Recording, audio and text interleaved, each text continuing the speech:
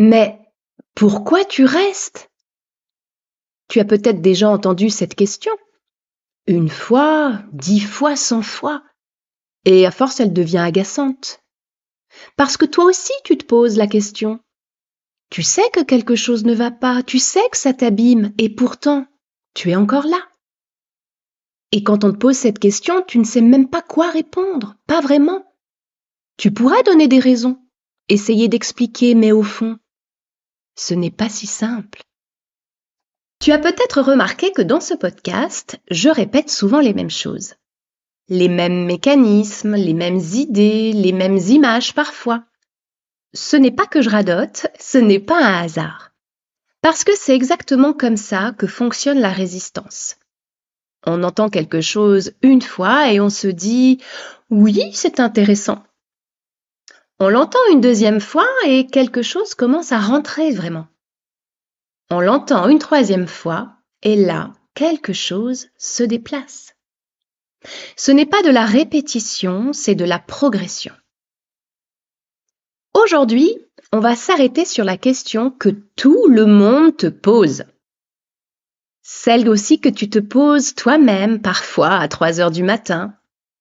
Pourquoi tu restes? Pas pour te culpabiliser, pas pour te juger, mais pour comprendre vraiment. Parce que cette question, elle mérite une vraie réponse, pas un « je ne sais pas, je suis faible, j'y comprends rien ». Une vraie réponse. Et elle est beaucoup plus complexe et beaucoup plus humaine que ce qu'on croit. Mais tout d'abord, maintenant tu as l'habitude, générique. De subir à choisir, c'est le nom de ce podcast et je te souhaite la bienvenue. Je suis Clotilde, coach en reconstruction de vie. Petit pas pour soi, c'est né en 2017 et comme moi, ça a bien évolué depuis. J'accompagne des personnes qui traversent ou qui sont sorties de situations qui les ont abîmées. Pas seulement parce que c'est mon métier, mais parce que je l'ai aussi vécu de l'intérieur. Ce podcast, il s'adresse à celles et ceux qui vivent ou qui ont vécu une relation toxique, une emprise ou de la manipulation, de la violence, même si elle est psychologique. Un environnement familial ou professionnel destructeur, bref, ces situations où on ne sait plus très bien ce qui est normal, où on doute de soi et on finit par ne plus se reconnaître. Peu importe la forme, si tu te reconnais, tu es au bon endroit. Ici, on prend le temps, on met des mots, on comprend ce qui se passe vraiment. On se retrouve chaque samedi à 10h pour un nouvel épisode et on commence tout de suite. Dans le 2e épisode, on a parlé de l'alternance. Ces moments de tension et puis ces moments de douceur qui effacent presque tout. Aujourd'hui, on va aller plus loin parce que ce mécanisme, il ne s'explique pas juste par de la naïveté ou encore une fois par de la faiblesse. Il s'explique par de la neurologie. Il y a quelque chose que les chercheurs appellent le renforcement intermittent. C'est un mécanisme très précis, étudié d'abord chez les animaux, et qui s'applique exactement à ce qu'on vit dans ces relations. Le principe est simple. Quand une récompense arrive de façon aléatoire, pas toujours, pas jamais, mais parfois, le cerveau s'y accroche beaucoup plus fort que si elle arrivait de façon régulière et prévisible. C'est pour ça que les jeux d'argent créent des dépendances. Pas parce qu'on gagne tout le temps, mais parce qu'on gagne parfois. Et cette incertitude, ce « peut-être que cette fois », elle est bien plus puissante qu'une certitude. Et dans une relation avec ces cycles, tension, froideur, puis retour de la douceur, des excuses, de la chaleur, le cerveau fait exactement la même chose. Il s'accroche, il espère, il attend ce moment de douceur avec une intensité qu'il n'aurait jamais dans une relation stable et prévisible. Boris Cyrulnik, qui est psychiatre et spécialiste de la résilience, a beaucoup travaillé sur ce qu'il appelle le lien traumatique. Ce paradoxe où la souffrance et l'attachement se renforcent mutuellement. Ou plus on souffre dans une relation, plus le lien peut devenir fort. Pas parce qu'on est maso, parce que le cerveau cherche à donner du sens à ce qu'il vit. Et il cherche ce sens dans la relation elle-même. Alors, Laetitia, quand Marc revient avec cette douceur après une période difficile, son cerveau libère de la dopamine, du soulagement, de la joie même. Et il associe cette personne à ce soulagement. Ce n'est pas de l'amour aveugle, c'est de la chimie, littéralement. Et ça ne se décide pas, ça ne se raisonne pas. Ça se comprend et on peut travailler dessus. Mais pas en se disant qu'on est faible d'y être tombé. Et puis il y a la peur. Pas une peur, plusieurs, qui coexistent souvent tout en même temps et qui s'alimentent les unes les autres. Il y a la peur du vide. Partir, c'est quitter quelque chose, même quelque chose qui fait mal. Et le vide qui vient après, il fait peur. Pas parce qu'on est faible, encore une fois, mais parce qu'on a construit quelque chose autour de cette relation. Une vie, une organisation, parfois des années. Et se retrouver seul face à ça, c'est vertigineux. Et le vide, on ne sait pas ce qu'il contient. On ne sait pas si on va s'en sortir. On ne sait pas si on va trouver autre chose, alors on reste dans quelque chose de connu, même douloureux, plutôt que d'affronter quelque chose d'inconnu. Il y a la peur du regard des autres. Mais vous aviez l'air tellement bien ensemble, t'es sûr? Il est tellement gentil. Et les enfants, t'y as pensé? Ce regard, imaginé ou réel, il pèse. Parce que expliquer ce qu'on a vécu à quelqu'un qui n'a pas été à l'intérieur, c'est presque impossible. Surtout quand lui est charmant en public, par exemple. Surtout quand il n'y a pas de traces visibles. Alors on anticipe le jugement. Et on préfère rester plutôt que d'avoir à expliquer l'inexplicable. Et puis il y a la peur légale et matérielle. Où vais-je aller? Comment je vais m'en sortir financièrement? Et les enfants, qu'est-ce qui va se passer pour la garde? Ces questions, elles sont réelles, concrètes, et elles paralysent. Parce qu'on ne sait pas par où commencer. Parce que les démarches semblent insurmontables quand on est déjà épuisé. Et parfois, il le sait. Il s'en sert subtilement. Sans moi, tu ne t'en sortirais pas. Tu crois que tu pourrais trouver mieux? Alors c'est pas forcément dit directement, mais c'est glissé juste assez pour que la peur s'installe. Et puis il y a la peur de briser. Alors de briser quelque chose qu'on a construit, une famille, un foyer, ce qu'on avait imaginé, mais aussi parfois la peur de le briser lui. Parce qu'il est fragile, il est sensible, parce qu'il souffre, parce qu'on a peur de ce qu'il va faire si on part. Et cette peur-là, elle est particulièrement lourde pour les personnes qui ont grandi dans des environnements où elles étaient responsables des émotions des autres, où elles apprenaient très tôt à ne pas faire de vagues, à protéger, à réparer. Isabelle Nazar-Aga, qui est auteure de Les manipulateurs sont parmi nous, le décrit très précisément. Les personnes qui restent dans ces relations ont souvent appris très tôt que l'amour se mérite, que c'est normal que ce soit compliqué, que partir, quelque part, c'est abandonner et que rester, c'est aimer. Ces croyances, elles ne viennent pas de nulle part, elles viennent de loin, de l'enfance souvent. Et elles sont tellement ancrées qu'on ne les voit même plus comme des croyances. On les prend pour des vérités. Et puis, il y a la confusion. On ne prend pas de décision radicale quand on est dans le brouillard. Et dans ces situations, on est dans le brouillard en permanence. Parce que la jauge s'est déplacée, on en a parlé dans l'épisode 2. Cette normalisation progressive.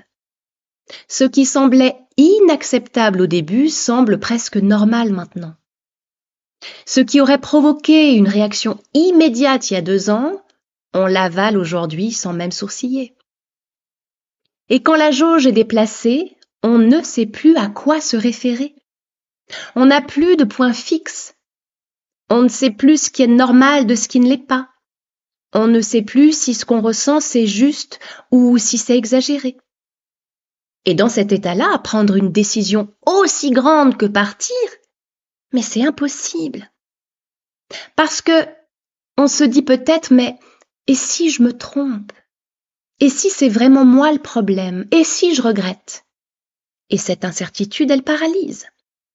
Marie-France Irigoyen, dont je vous ai déjà parlé, décrit très bien dans ses travaux sur le harcèlement moral cette emprise sur la pensée. Cette façon dont la situation finit par altérer notre capacité à évaluer clairement ce qui se passe. Ce n'est pas qu'on devient stupide, c'est qu'on est tellement dans la situation, tellement dedans, qu'on n'a plus le recul nécessaire pour la voir vraiment. On est un peu comme quelqu'un qui essaye de lire un livre en le tenant collé contre son visage. Les mots sont là, mais on ne peut pas les voir. Et puis il y a l'amour, ou ce qu'on croyait être de l'amour. Parce que les deux coexistent souvent. L'amour réel et la réalité de ce qu'on vit. Et tenir les deux en même temps, c'est très douloureux. Et c'est surtout très épuisant. On aimait vraiment, au début, ou du moins on aimait ce qu'on croyait voir. Cette personne qui semblait nous comprendre comme personne.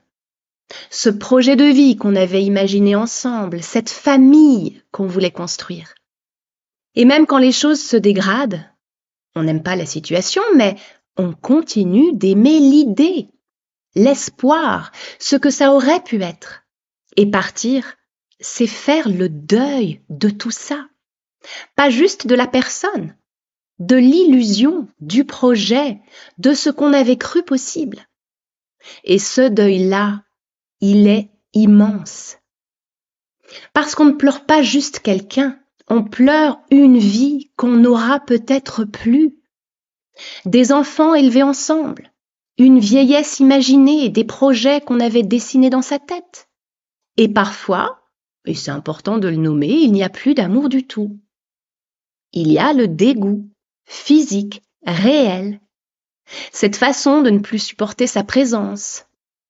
De trouver des raisons pour ne pas être dans la même pièce. Et pourtant, on reste. Pas par amour, mais pour tout le reste. La peur, la confusion, les enfants, les habitudes, l'épuisement aussi de devoir tout reconstruire. Et ce dégoût aussi, c'est une information importante, une information que le corps donne, très clairement, sans ambiguïté. Mais on ne l'écoute pas, parce qu'on a appris à ne plus écouter son corps. On en a parlé dans le 3e épisode. Et puis, il y a la honte. Et la honte, c'est peut-être, en tout cas à mes yeux, ce qui retient le plus, et ce dont on parle le moins. Il y a la honte de ce qu'on a vécu, surtout quand il y a eu de la violence, physique ou psychologique, parce que avouer ça, dire à voix haute « il me frappe » ou « il me détruit psychologiquement », c'est s'exposer. C'est risquer encore une fois le regard des autres, leur pitié, leurs questions, leur incompréhension parfois. Alors on se tait, on sourit, on dit que ça va parce que la honte est plus lourde que la douleur. Et il y a une honte plus particulière, celle de ne pas avoir vu, celle de ne pas être parti plus tôt, de croire qu'on s'est laissé faire. Moi, j'ai vécu une honte très spécifique, je vous en ai déjà parlé, mais je vous le rappelle, parce que c'est important. Je suis coach, j'accompagne des personnes dans ces situations depuis des années. Je connais les mécanismes, je les enseigne. Et je suis restée longtemps dans quelque chose qui m'abîmait profondément. Et cette honte-là, d'être coach et de ne pas avoir vu, de ne pas avoir pu appliquer à moi-même ce que je donnais aux autres, elle était immense. Mais c'est exactement cette expérience qui me rend utile aujourd'hui. Pas malgré ça, mais grâce à ça. Parce que je sais de l'intérieur comment on reste. Je sais comment l'intelligence ne protège pas.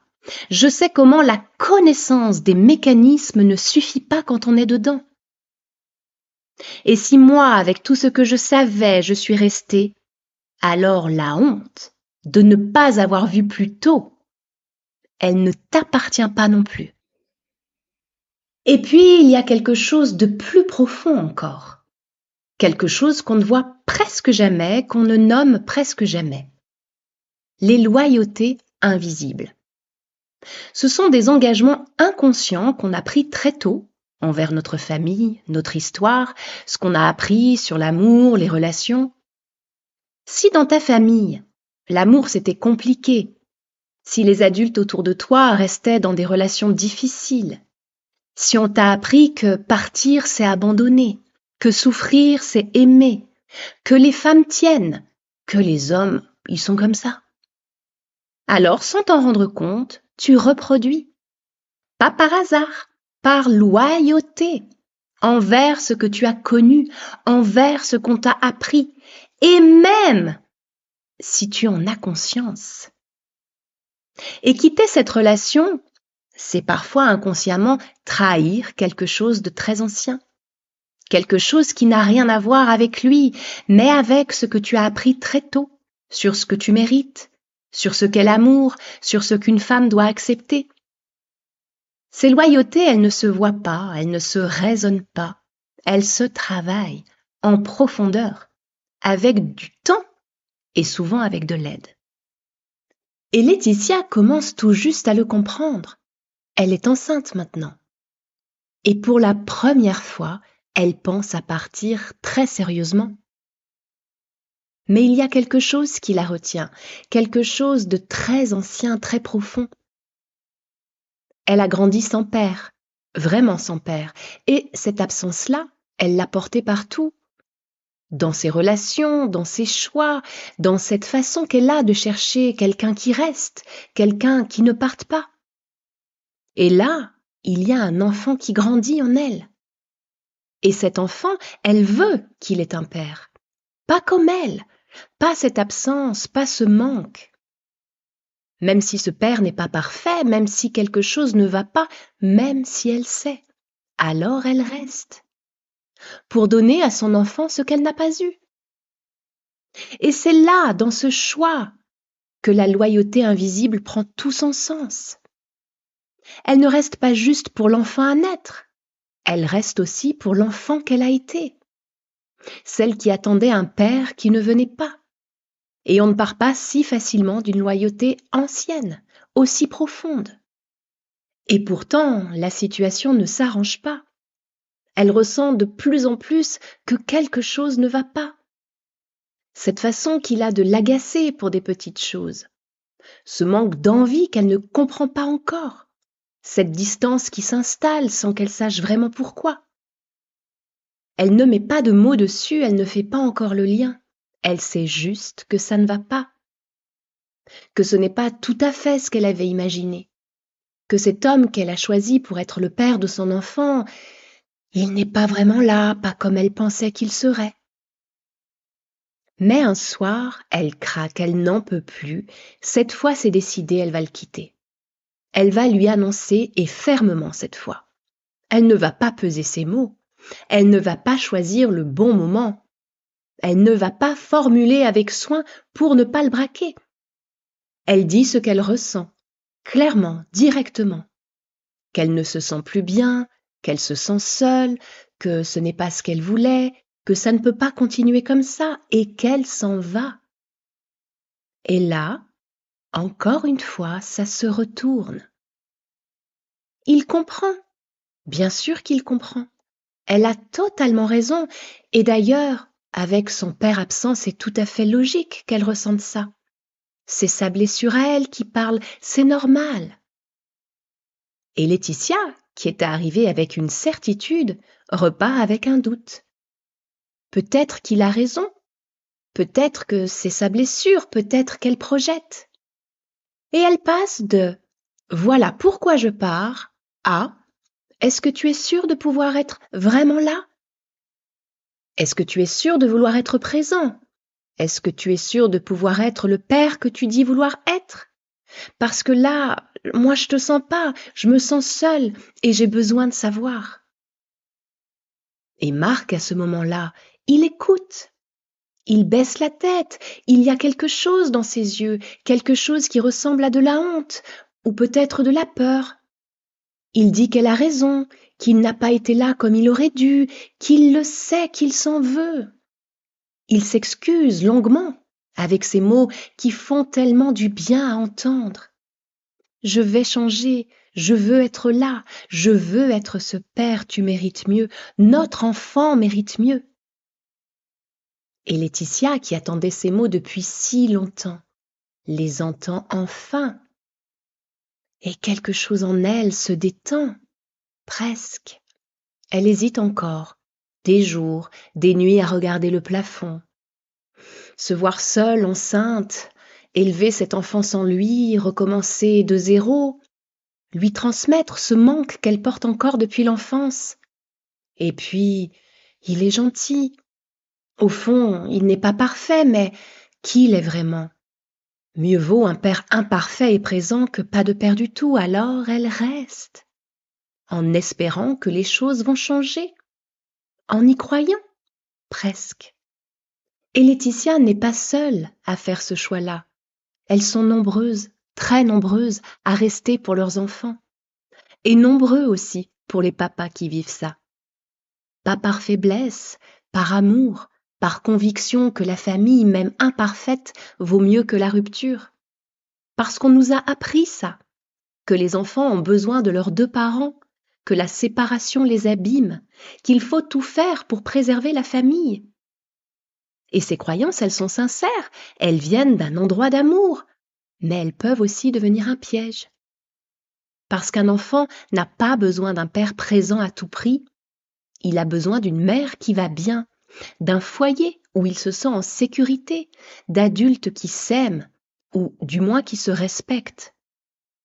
Et parfois, rester pour les enfants, c'est leur transmettre exactement ce qu'on voulait les protéger de vivre. On en reparlera dans les prochains épisodes. Alors, pour répondre à la question « Pourquoi tu restes même quand tu sais ?» Parce que le cerveau s'accroche au moment de douceur, parce que la peur est réelle et multiple, parce que la confusion t'a privé de tes repères, parce que le deuil de ce que tu avais imaginé est immense, parce que le dégoût même ne suffit pas à partir, parce que la honte te fait taire, parce que des loyautés invisibles te retiennent depuis très longtemps, et parce que tu penses à eux, à tes enfants. Ce ne sont pas des excuses, ce sont des explications. Et comprendre pourquoi on reste, c'est déjà commencer à reprendre du pouvoir sur ce choix. Parce qu'à un moment, et ce moment viendra, ce ne sera plus une question de pourquoi tu restes, ce sera une question de comment tu pars. Et ça, c'est ce dont on parlera dans les prochains épisodes. Si cet épisode a résonné, si tu t'es reconnu dans une de ces raisons, dans plusieurs, dans toutes peut-être, sache encore une fois que tu n'es pas faible. Tu es humaine et tu traverses quelque chose de très difficile. Alors, je te propose de faire quelque chose cette semaine si tu veux bien. De prendre une feuille et d'écrire les raisons pour lesquelles tu restes. Pas pour analyser, pas pour décider, juste pour les voir écrites noir sur blanc. Parce que ce qu'on écrit, on ne peut plus vraiment faire semblant de ne pas le savoir. Et puis au moins, la prochaine fois que quelqu'un te demande « Mais pourquoi tu restes ?» eh bien tu pourras sortir ta feuille et lui dire « Ben tiens, lis !» Le guide pour ne plus subir est toujours en description, il est toujours à 17 € pour t'aider à mettre des mots sur ce que tu vis et trouver les premières ressources concrètes. Et si tu te sens prête à vraiment être accompagnée pour sortir de cette situation, le parcours reconstruction est là pour toi. En petit groupe, maximum 6 personnes, les places sont limitées, je te mets tous les détails également en description. On se retrouve samedi prochain à 10 h pour le 6e épisode. Il ne ressemble pas à ce qu'on imagine. Prends bien soin de toi et surtout, Prends bien soin de ton monde intérieur.